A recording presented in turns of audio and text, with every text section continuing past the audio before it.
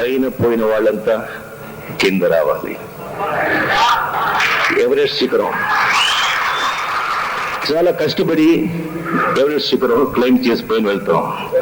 వెళ్ళిన తర్వాత పెద్ద సాధన సాధించాము అని చెప్పి అక్కడే ఉండేదని అవుతుందా? అక్కడే టెంట్ కొట్టి అక్కడే ఉండేదని అవుతుందా? కాదు. భోజనం దొరకదు, నీళ్ళు దొరకదు, నువ్వు దిగి రావాలి.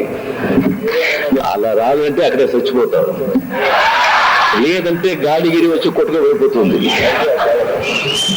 ఏ పరిశ్రమ కానీ, ఏ వృత్తి కానీ, ఏ ఒక ప్రొఫెషన్ కానీ, ఏ ఫీల్డ్ కానీ, సినిమా కానీ, బిజినెస్ కానీ, పాలిటిక్స్ కానీ,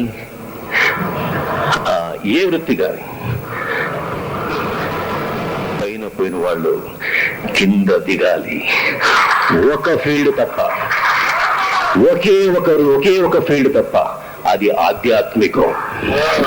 స్పిరిచువాలిటీ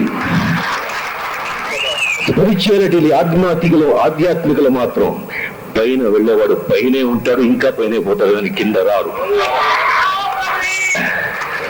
అప్పుడు అడగచ్చు మీరు, అప్పుడు వచ్చి పెద్ద పెద్ద బిలియనర్స్ అంతా ఉన్నారు, చచ్చిపోయేటప్పుడు బిలియనర్స్ గా చచ్చిపోయారు. పెద్ద పెద్ద ప్రైమ్ మినిస్టర్ అంతా ఉన్నారు, చచ్చిపోయేటప్పుడు ప్రైమ్ మినిస్టర్ గానే చచ్చిపోయారు. చీఫ్ మినిస్టర్ చచ్చిపోయేటప్పుడు చీఫ్ మినిస్టర్ చచ్చిపోయారని అది చూసే వాళ్ళకి పదవి అనేది, డబ్బు అనేది.